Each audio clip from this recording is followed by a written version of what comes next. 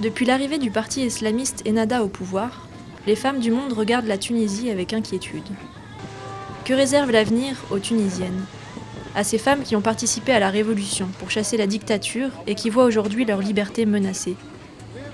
Elles se battaient hier pour approfondir les acquis dont elles jouissaient depuis le code du statut personnel de Bourguiba, il y a plus de 50 ans. Elles luttent aujourd'hui pour sauvegarder ces acquis en déliquescence. Je suis allée rencontrer Shiraz à Sousse, à 140 km au sud de Tunis. Shiraz s'est battue toute sa vie pour être libre.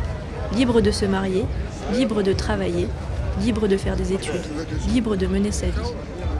Elle est ainsi devenue militante, féministe et engagée au quotidien pour défendre la liberté. La sienne, celle des femmes, celle des individus.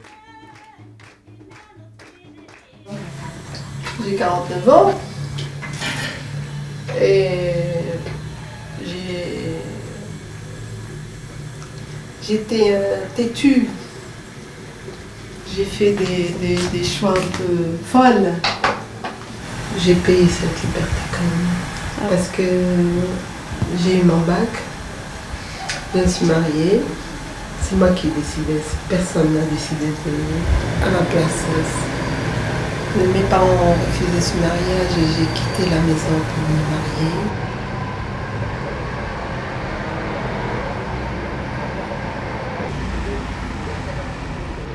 Je fais secrétaire médicale à l'hôpital. J'étais harcelée par mes chefs de service. Et tu ne peux pas le dire parce qu'il n'y a pas une loi qui te... Même s'il y a une loi, c'est un scandale en fait. Et tu as choisi d'être seule. Donc tu vas ou bien mener la vie à ta fille calmement, ou bien tu vas mener la guerre tout le temps. Comment tu vas mener la guerre? Pour tes parents, pour ton mari, pour la société, pour quoi? Tu es fatigué. Donc tu te dis non. J'ai ramassé mes peines.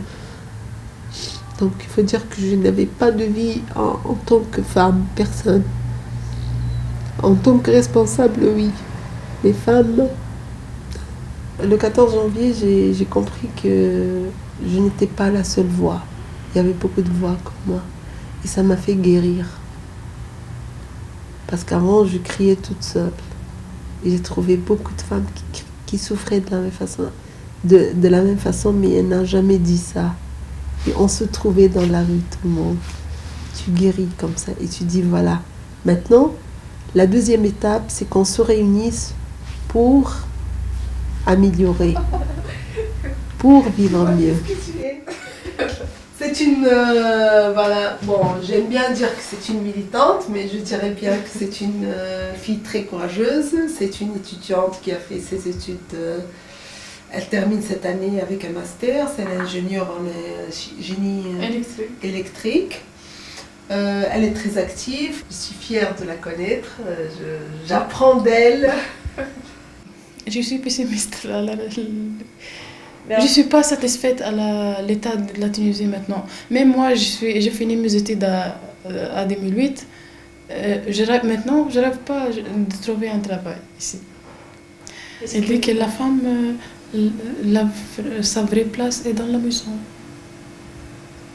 Même je n'ai pas le droit de travailler ici. Là. Et avant, c'était pas comme ça? Non. C'était pas comme ça, mais... Pour moi, je garde toujours l'espoir. Ma vie, c'est avec la lutte. On doit toujours lutter pour avoir un autre Tunisie et un autre monde.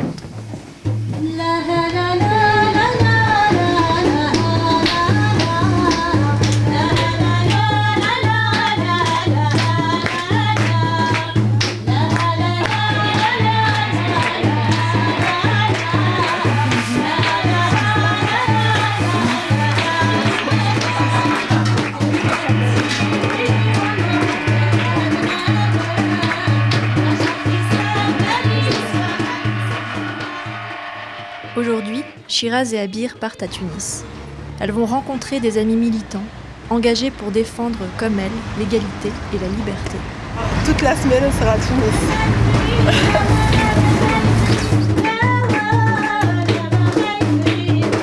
la liberté en Tunisie et dans le monde aussi, puisqu'elles s'en vont participer au Forum social mondial, qui cette année se passe à Tunis.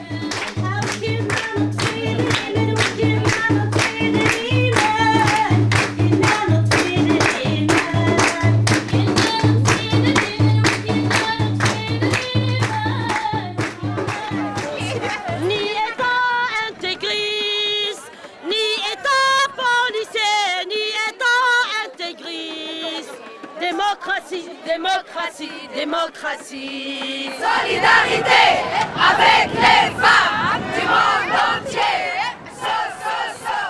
Solidarité avec les femmes. En plein centre de Tunis, Shiraz et Abir rejoignent des amis militants. Libre depuis le 14 janvier 2011, vous en pensez quoi ?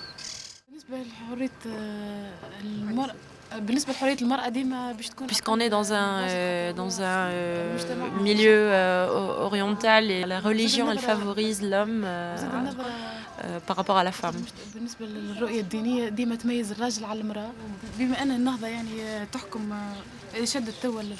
Puisque Nahda est au pouvoir, elle utilise tout ça en sa faveur, pour mettre en veille la femme. Quand j'étais à leur âge, c'était très différent. On n'a pas vécu cette séparation. On a vécu, faut dire, libre entre guillemets, mais nos ambitions, c'était évoluer ce qu'on avait. Maintenant, ils veulent orienter que c'est maintenant la révolution, c'est problème de religion et de femmes, et nous on refuse. On n'a jamais sorti pour ça. On est certain, tu vois, les documents qu'on a pour la révolution tunisienne, c'est femmes et hommes à côté, le côté. Elles ont toutes dit non à la dictature, non à la méprise, non à l'esclavagisme, non à tout ce qui peut nous faire reculer. Donc, on refuse de cette séparation, carrément. Nahda, elle a pris la religion comme couverture pour dominer, en fait. En tant qu'homme, je dirais toujours, et je suis convaincue, et personne ne peut me faire reculer, moi et mes camarades, pour être aux côtés de toute femme, et même si elle ne le demande pas, on doit le faire. Ce que la femme subit, l'homme aussi doit l'assumer et le subir aussi avec elle. Donc pour nous, c'est le problème de tout le monde, pas de la femme toute seule.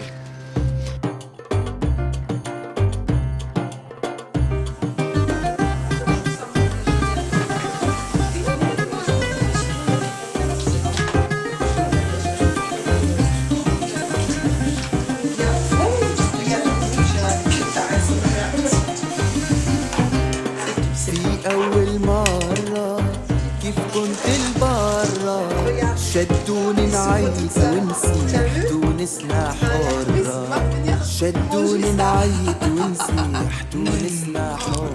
On n'est pas libre depuis le 14 janvier. Déjà même, j'étais en train de discuter avec mon ami Khalil.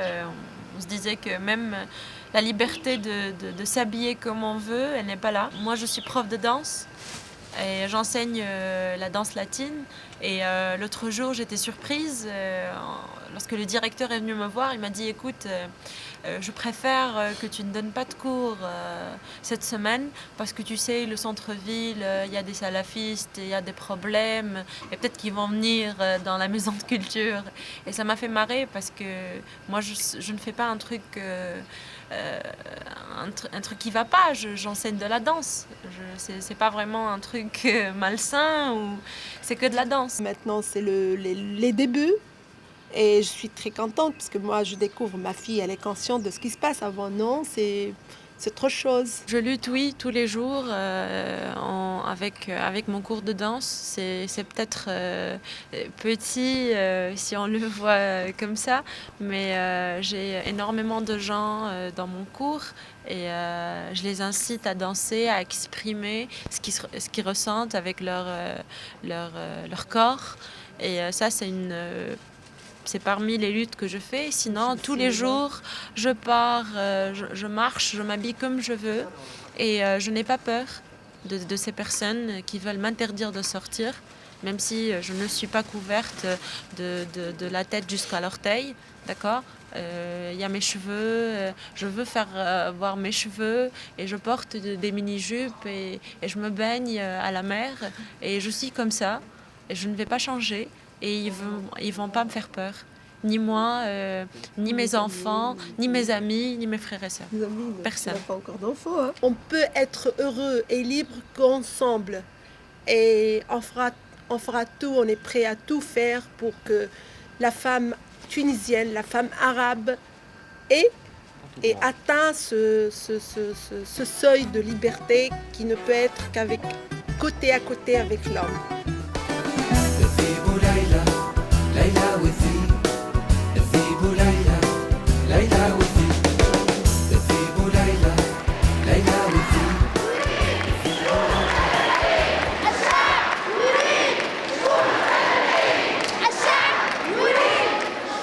Les autres personnes qui ne sont pas en Tunisie et qui ne vivent pas ça, ils ne pourront pas voir que c'est une lutte, mais je peux t'assurer que c'est une lutte au quotidien et chaque minute, rien qu'avec les regards et rien qu'avec ce qu'ils peuvent te sortir comme méchanceté gratuite. C'est une lutte, je dirais, psychologique et mentale. Et c'est comme une sorte de guerre froide au quotidien. Très bien dit, c'est une guerre froide.